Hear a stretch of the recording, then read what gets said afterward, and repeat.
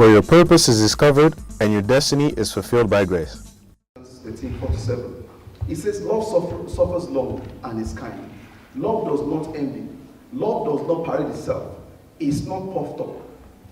Number 5, does not behave rudely, does not seek his own, is not provoked, think no evil, does not rejoice in iniquity, but rejoice in the truth, bears all things, believes all things, hopes all things, endures all things. And I pray, there was also a scripture that says love does not fail, but I didn't go into that. But what I'm praying today is that by the end of this month, every one of us will be carrying God's love in such a way that this will be a resume in the name of Jesus. Now, when you read this definition of love, to be honest with you, 1 Corinthians 13 just defines love. And this is so personified because this is actually the story of Christ.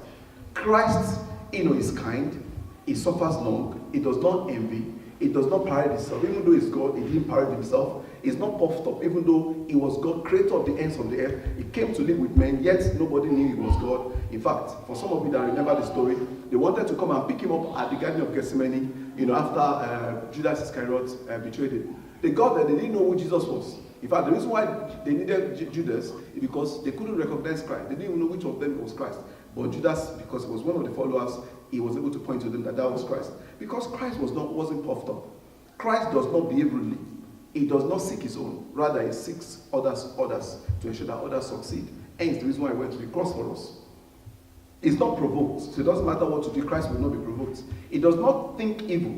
And I can assure you, many of us don't think evil, but to be honest with you, we think half of evil. Maybe not fully, you know what I'm saying? Does not rejoice in iniquity, but rejoice in the truth. Bears all things. This is one thing I'm believing God for everyone who bears all things. Even when people step on your head, you bear it. Believes all things. Even when people lie to you, believe it. You know what I'm saying? Not in that way. But what I mean is that believe all things. When you believe that any good thing can happen to those that are not doing well. So that means you believe that the impossible can be possible. So that's what I mean by believe all things. Hopes all things. Even when it looks as though a situation is hopeless, like the testimony we heard today, somebody is already in the hospital, weak, kidneys, that is on it. To be honest with you, the angel of that will take him to heaven was waiting. But thank God, God turned it around. And we give God praise for that. Because they hoped all things. They hoped that something will happen. And then endures all things. And I'm believing God that by the end of this month, like I said, this will begin to function in our lives. And we'll have testimonies that we're already working in this in Jesus' name. And so what is the main text for us today?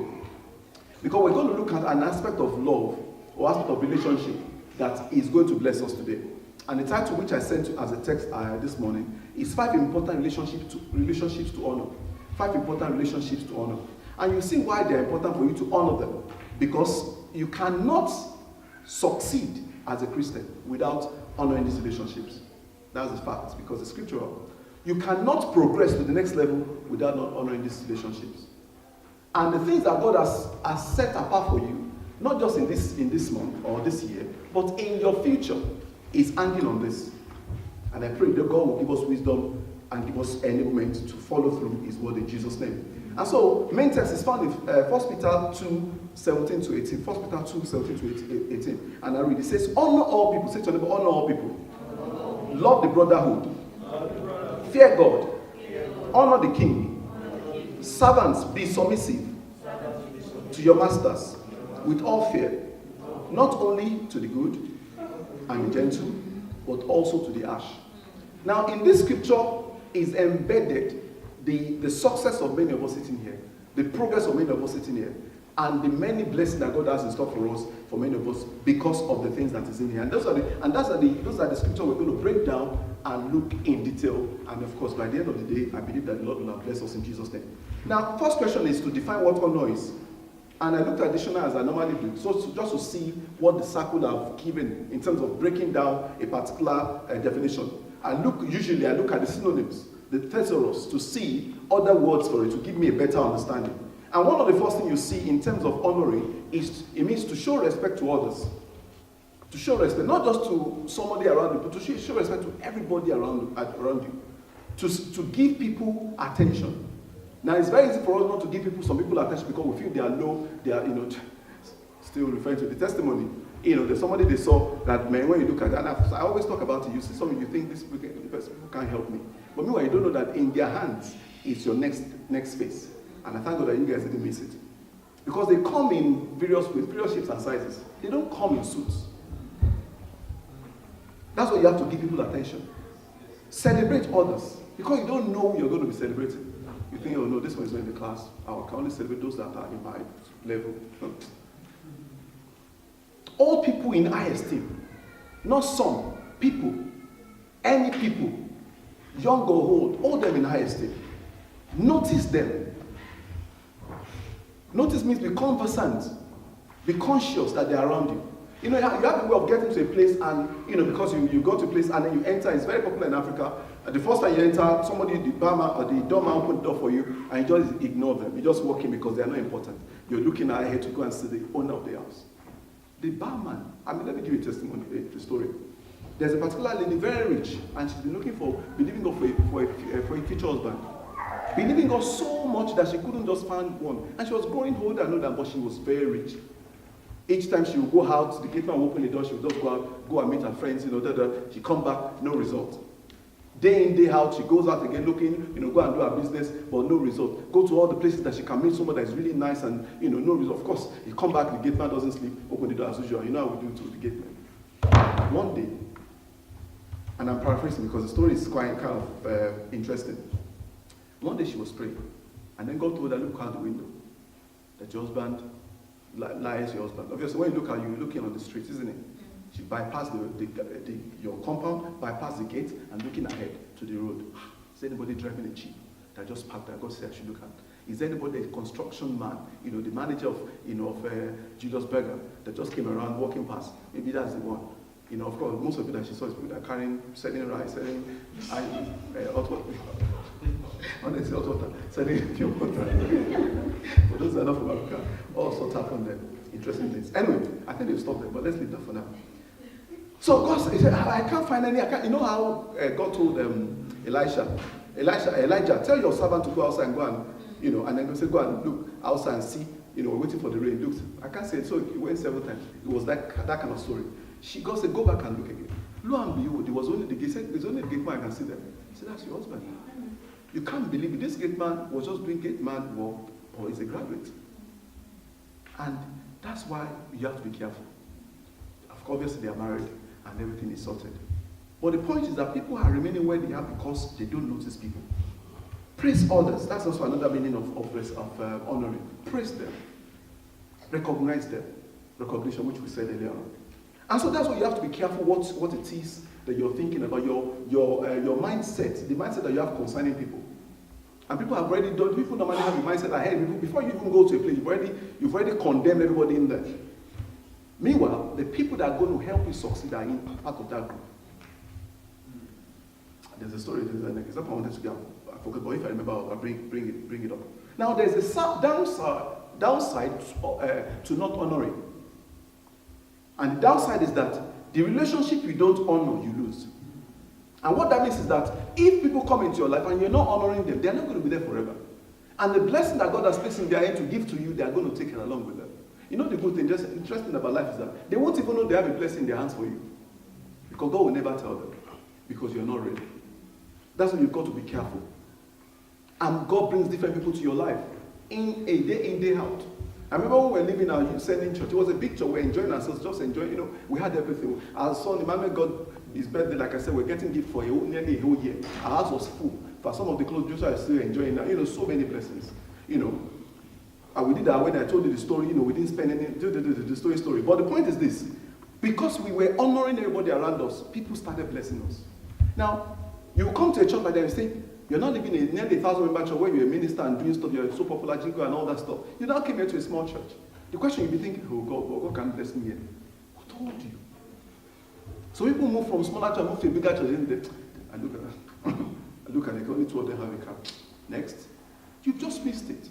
You don't know that the person that is sitting in the church, the dad is the owner of the company that you're trying to get in. The uncle is the owner of the company that you're trying to get in.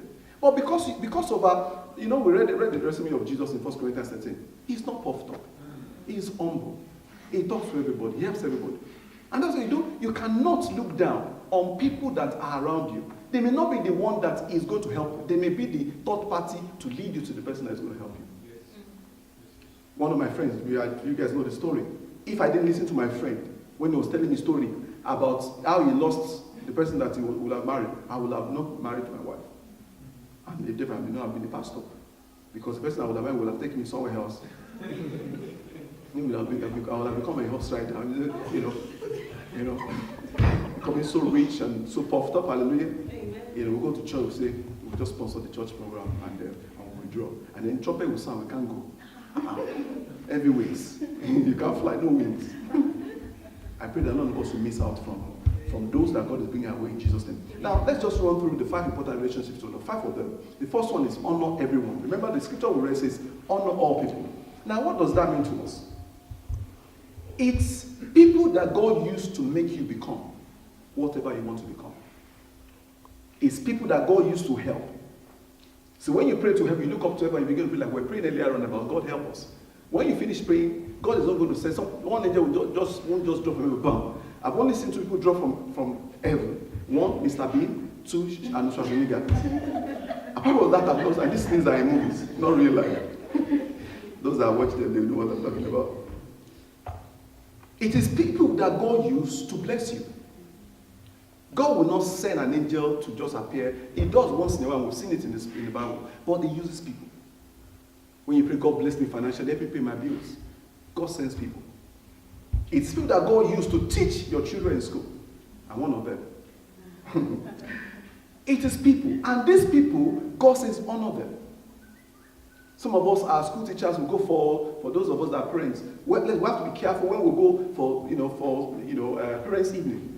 We're going to tell you, you're not teaching my son well. What I'm saying is that some people don't appreciate people. Appreciate everyone in your life. Not just those around you or those closer to you. Anybody. Appreciate them because there is something about them and because they are actually helping you to enjoy or either to have a good environment, a more comfortable environment, or to have progress in whatever you've been called to do. It is people that God used to promote you at work. And so you've got to honor them. A good example is a scripture that backed up is found in 1 Peter 2 verse 18. 1 Peter 2 verse 18 says, servant, be submissive to your masters with all fear, not only the good and gentle, also to the harsh. What he's saying to us is that there are many people out there, that are harsh to us, our bosses, our business partners, our suppliers, but the truth of the matter is I still honor them. My business and my wife, I was telling my wife, one of my suppliers, this guy, he's not Christian, he's so far from being a Christian, he's even from another country. But this guy, whilst I didn't have a lot of money to pay him some of the money, how we in business, we start with every business owes, you know what I'm saying? But the point is, he's giving me so much time to sort out that entire part of the business, to pay back in. He doesn't, yes, he's still doing jobs for me. If it was somebody else, they would have shut down that. But one thing I do though, I respect him a lot. I respect him a lot. And that's the thing. When you're so harsh with people around you, you can't get anything from them. When they have the power to do so, they won't do it. That's why you've got to honor everyone. It's people that God used to buy your products. Do you think all the guys, all the Mark Z, you guys know this one. Do you think he became billionaire, one of the first 20 richest in the world, in less than a few years? No, it's we people. We are the one that made him rich. People. If we all refuse to go, we go on Facebook strike for one day. The guy will beg us. He will send a text. People, apologize for whatever I've done to you. Because the money will stop. It will crash. It's people. So that's why you have got to honor them. They come to your office, and then because they came to just do one job, because I have different level of jobs. They come to print just flyer. One flyer is only £90. Meanwhile, when I'm collecting £3,000, and because they came to do one flyer, then you put the money there and go out. Meanwhile, about 6 people are behind them that want to do books. 6 times 3,000. You do the math, I collect the money. What I'm saying is that you don't know that because the person come to buy something little and just send them out. You don't know that they are the one that are going to recommend your shop or your business to the next person that is coming to sort you out in one go. It's people. Scripture says about honoring. It says Matthew 7:12. So in everything, do to others what you want and what you would have them do to you. For this sums up the law and the prophets. So whatever you want others to do to you, do to them. And you do to everybody, not just one person or 2 people. Look at Jesus. Jesus will go to a program. He doesn't even look at the face of all those people, all those proud people, those people that call themselves rich. He looks out for the people that are struggling. The small ones, the ones that people ignore. He goes out to go and play with them, to mingle with them. Another scripture says in Philippians 2 verse 3, it says, do nothing out of selfish ambition or in vain conceits. Rather, in humility, value others above yourselves. Do you know what it means to value others above yourselves? It means that when you see others, prefer them. When you see others, respect them. When you see others, don't see them from the high where they are at. See them beyond where they are. I mean, my pastor's sending pastor, I remember when he was going, I shared the story before. He was going to marry his wife. His wife's dad is one of the richest millionaires in Nigeria. And this guy he went there without a job. Imagine somebody wants to marry, one's daughter, your daughter. And then they come, they don't have a job.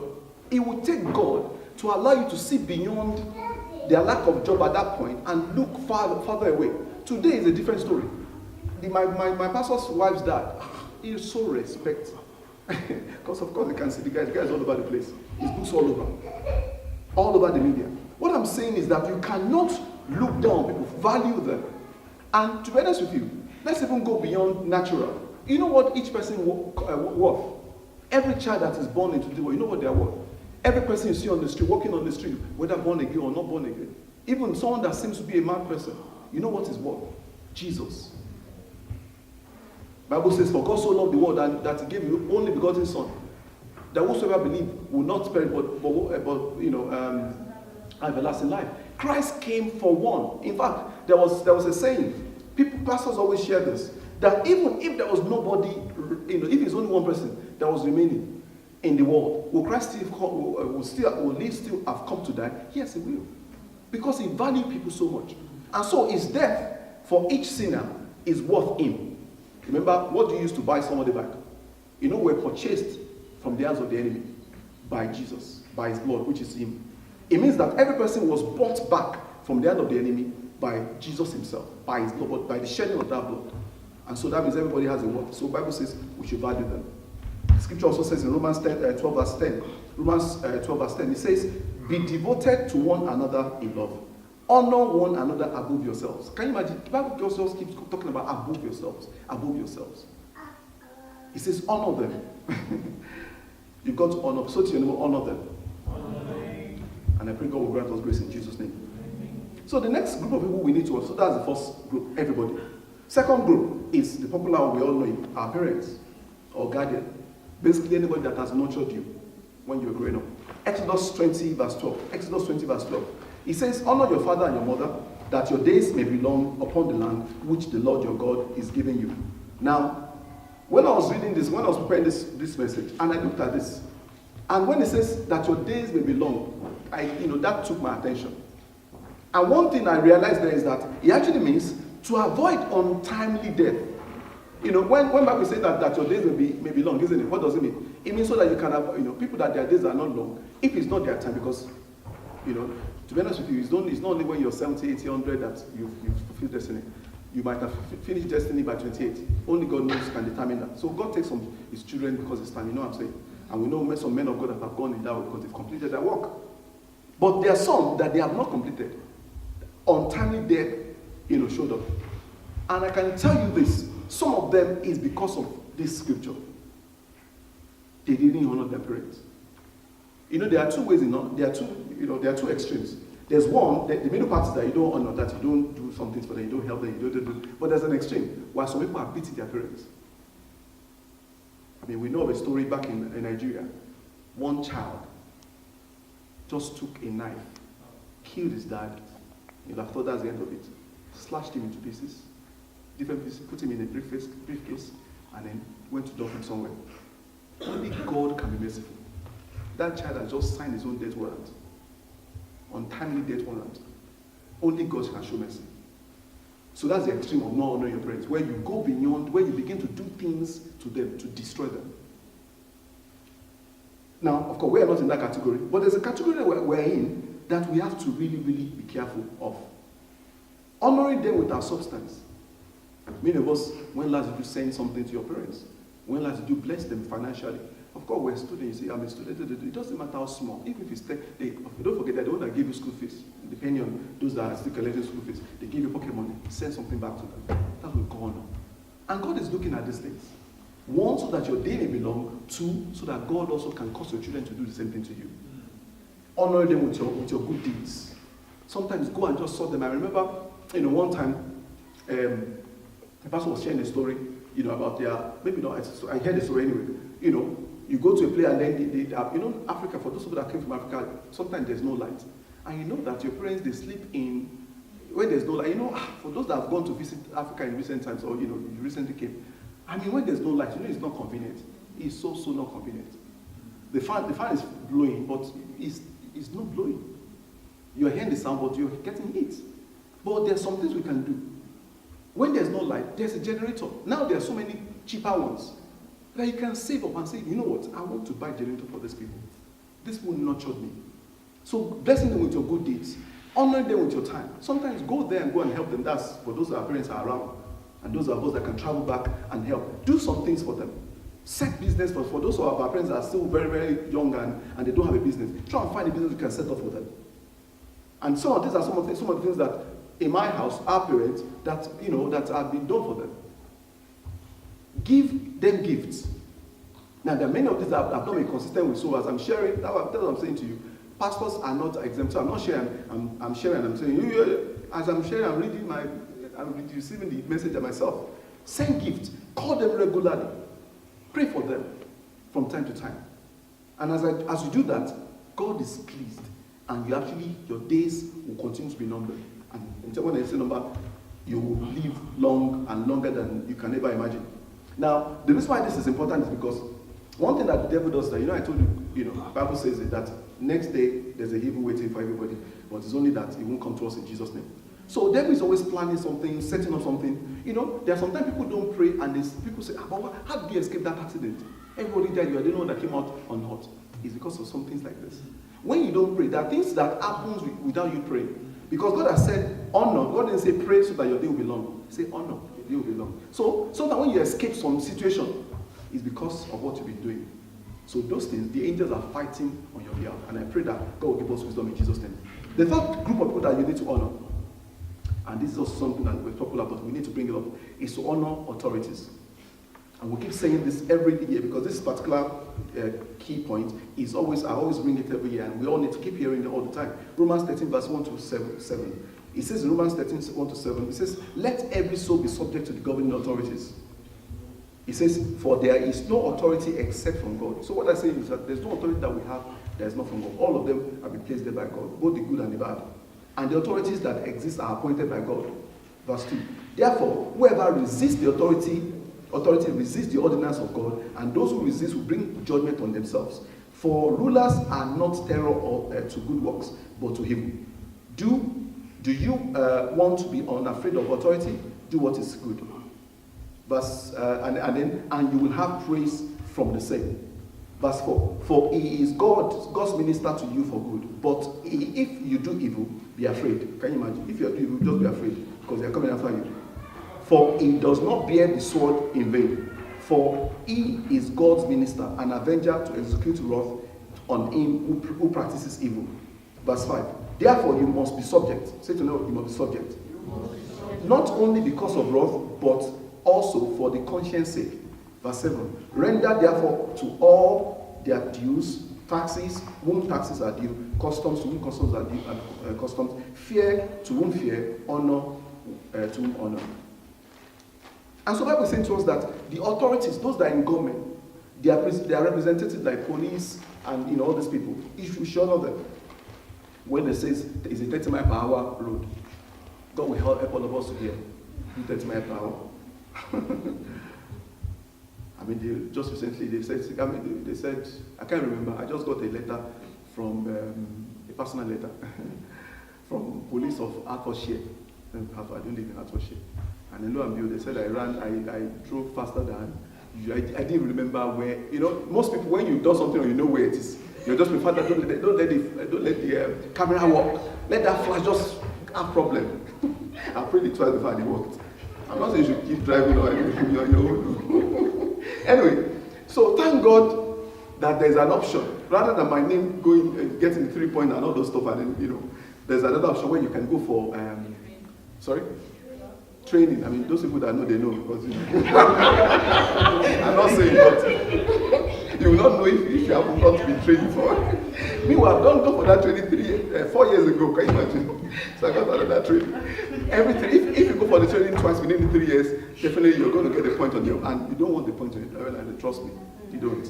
So I had the opportunity, thank God I went for the training. And training is good because the things you learn, man, everybody needs to go through that thing, honestly. They show you different road accidents, and you're thinking, that would have been me. Those ones didn't run too much. Some of you that use text as you're driving, Father mercy, Father mercy, Father mercy. You see the mercy soon. Boom. See, that's the mercy. Because that mercy you will never do it again. So we should honor and obey them. Pay your boss fares.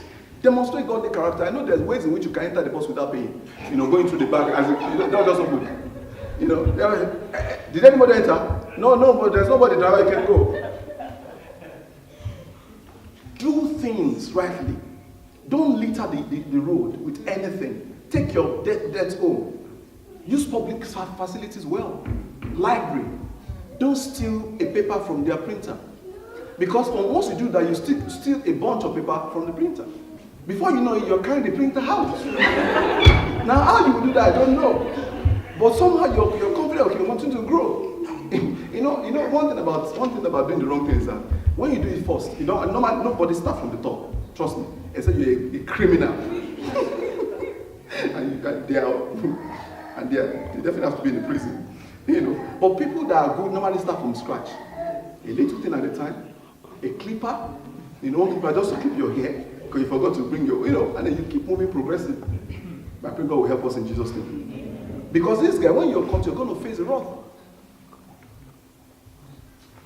And for where we're going as Christians, I was just telling my wife, we have to be careful. Because the thing that the devil does is that if the devil cannot catch you in church, he knows that he can't inflict sickness on you because you're a prayer warrior. He knows he cannot do this and do that because you're very careful. You know what he does? He looks for the areas in the circular that either where you work, where you do business, and looks for loopholes. Because he knows that you always not do things right in this area, and then he capitalizes on it. And before you know it, you that don't, the day you decide to do the wrong thing, you're caught. But I pray the Lord will help us in Jesus' name. Now, what do you gain when you do things well with them? Of course, great service in our community, recognition. I remember the other day we did some stuff in the community in the school. In London before we moved to Brighton, before we moved to Kent, when I went to Brighton in Jesus' name. And and they got to a point they wanted to honor the community. The mayor wanted to honor people that did stuff, especially during the Olympics, because it happened in Nigeria, in Europe. They sent invitations out, and then they had to select people, and we're selected. So we went for the party, after party kind of, after Olympic party kind of thing with mayor, the thing with all our councillor. Yeah, you are councillor, So we're having connection, and we're eating the 2 picture with him, and so when you do things well, you'll be honored. One day, the Queen is going to honor us in Jesus' name. Not just me, you yourself as well, because you're going to do great things in this community in Jesus' name. And if you go back to your sending country or home country, you do great things there as well in Jesus' name. Now, number 4, the fourth thing that we can honor is to honor our spiritual leaders. When I say spiritual leaders, those that have been the blessed, I think it was at the video, for those that came at the video, we talk about this a lot. So, for those that were in there, this is opportunity to hear this as well. Who are your spiritual leaders? Those that God has used to nurture you. And many of us have been nurtured by several people. And like I shared at the video, some have nurtured us from the internet, from TV. Ministers that don't even live in the area. Ministers that are, that have come once and then they've gone back to their own country. Some guest ministers. And of course, the popular one, your resident pastor. Ensure that you honor them. Bible says in John 10 verse 2-5, John 10, 2-5, it says, but he who enters by the door is the shepherd of the sheep. And it says, the sheep hears, of course, verse 3 now says, to him the keeper opens, and the sheep hears his voice. And he calls his own sheep by name. And I continue, verse 4. And when he brings out his own sheep, he goes before them, and the sheep follow him. And I continue, it says, for they know his voice. Verse 5, which is the last one. Yet they will by no means follow a stranger, but will flee from him, for they do not know the voice of a stranger. Now, when the Bible says shepherd, who are shepherds? These are people that don't even just nurture you. These are people that are always watching over you. Remember I talked about shepherd the other day, and I explained what shepherds do. Two things. One, they have a hook to hook you back when you're going into the world, and then they have a rod to deal with the enemy when they are coming to attack you. And these are things that a shepherd should do. A shepherd should always pray for a sheep. A shepherd should always watch over his flock to ensure that they don't go astray. A shepherd should always be, ensure that whatever the sheep are going through, is aware, whichever way he wants to get to know, and then is dealing with it. And I pray that every one of us that are shepherding one way or the other, the Lord will grant us grace to do this in Jesus' name. And but one key thing is said here. It says, be careful, and I wrote this down. It says, be careful when you go for power, for solutions. Because it's very popular for us to go around looking for spiritual blessing. And you go to the wrong place, and then you go and receive what you shouldn't receive. You have to be careful, because the Bible says that there are some shepherds that come through the window. So it means that not everybody is called to be a shepherd in your life. And that's what you've got to keep. And it doesn't matter who they are, whether they are good or bad. You've got to be careful. Because some of them, if you think they are there to bless you, they're actually there to take from you. We know many people that supposedly call themselves men of God. Some of them are there to make money. In fact, online, you see all sorts of groups. Some people, they are stepping on their congregation because they want to bless them. Some, they tell the congregation to eat grass in the floor. These are things we've seen, not story. It's there online. Another one, he told the lady, I didn't want to say that one. All sorts. Meanwhile, those are shepherds, I can say they came through the window. Those ones don't listen to them. But if they're genuinely looking out for your soul, telling you the truth about God, and the truth about the things God wants you to hear, then go after them. Now, the thing about God again is that when God wants to bring a word to you from heaven, it brings in different ways. One of it is through your shepherd. It speaks to you prophetic word, or speak to you instructions and also teachings. But don't forget, you have the responsibility to ensure you believe them. The Bible says he calls his own sheep by name. And what he's saying is that also ensure that you get involved, support for example, in Grace Haven Chapel, support as much as you can. Get involved. Because once you've called this place your home and you feel, oh, this is where you're being shepherded, then, the Bible says he calls his own and those sheep, they follow him. Ensure that you support. Put your effort into also getting involved in whatever we do. And pray God will bless you in Jesus' name. Now, what do you gain? The Bible says in Hebrews 13 verse 7, it says, obey those who rule over you and be submissive, for they watch out for your soul as those who must give account. And one thing that they will do is that they do in prayer, in fasting, in counseling. They do all this kind of stuff for you, and I pray that God, like I said, God will continue to strengthen us to do this effectively in Jesus' name. And of course, Bible says, continuing that scripture in Hebrews 13 verse 8, it says, let them do so with joy and not with grief, for that will be unprofitable to you. When the people that God has called to shepherd you are having to shepherd you with grief, with struggle, then you need to check it. But God will help us in Jesus' name. Number 5, which is the last point. The person that you go to honor, or one of the people you go to, which is important, I put it as the last so that we can dwell on it more, is to honor God. Because in Deuteronomy 10 verse 12, it says, and now Israel, what does the Lord your God require of you? It requires only that you fear the Lord your God and live in a way that pleases him. And then it says, and love him and serve him. Okay, love him and serve him. Verse 13. Sorry, there's some point I put in between, so it's making me to kind of jump. Okay, let me start from it. It says, and love him and serve him with all your heart and soul. Verse 13. And you must always obey the Lord's commands and decrees. Okay, and last one says that I may give you today your own good. Okay, so what I want to say there is that first of all, it says we should fear the Lord. And when we talk about fear, many of you know this story. You know this very well. In terms of reverential fear, it means to show God respect, to be in awe of him all the time. And there are many ways you can respect God or show awe of him. In place of worship, in your personal devotion, show God respect, honor him. Praise and worship, we did that earlier on this today. Honor him, sit at his feet to hear at his feet. This is how you show that you fear him. And of course, pleasing him also means doing things that makes God happy. Like we shared last Sunday, we talk about tithe, we talk about, giving to others, being a blessing to people around you and things like that. These are things that pleases God. Doing them And then, of course, he says we should love God, demonstrating your affection towards him, because everything is all about him. I want you to understand that when you show God love, God will reciprocate.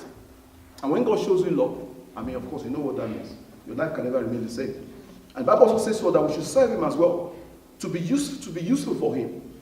Don't just come to church. Find something to do. Like I said, there are many things you can do. And you don't have to be a worker. There are many ways in which you can serve God. And in fact, we even need you to serve God more outside of church than inside the church. Because there are many things we have out there that we haven't, people that we haven't reached out to. When we're coming today, I was telling my wife when we were driving and we saw a lot of cars parked. I just said, man, God have to have mercy on us. Many people are praying for this opportunity that we have.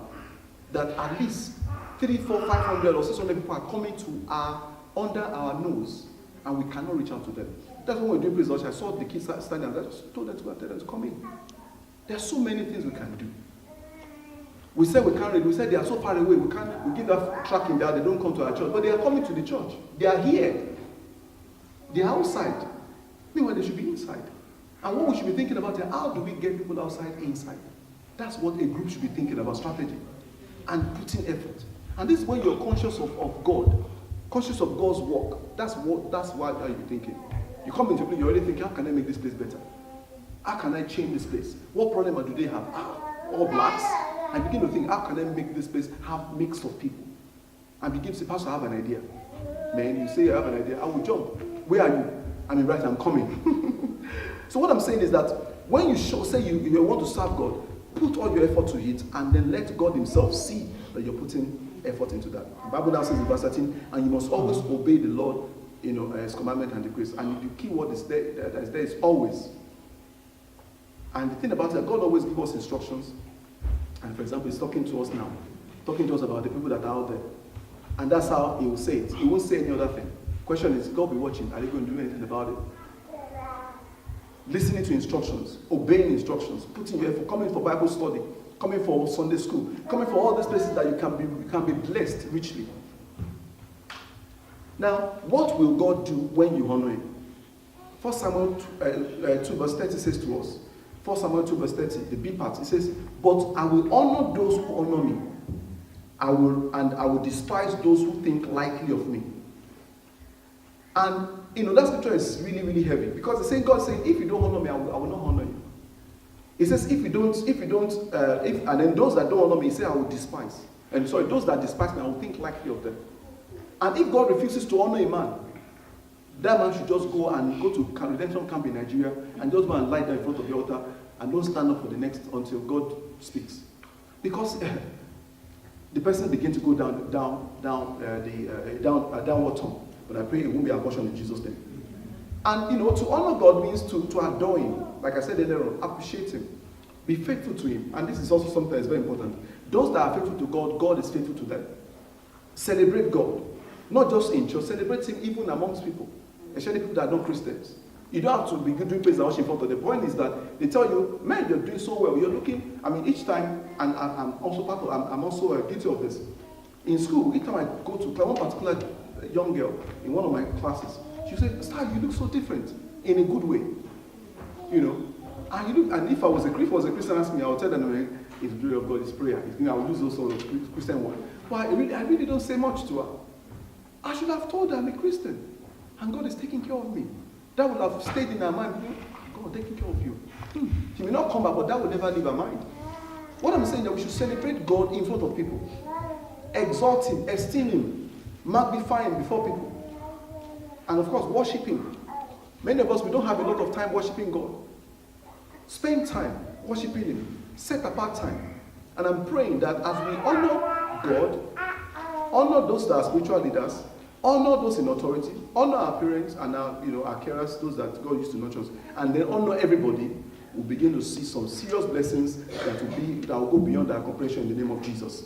Join us or connect with us on social media. You can also visit our website, gracehaven.org.uk.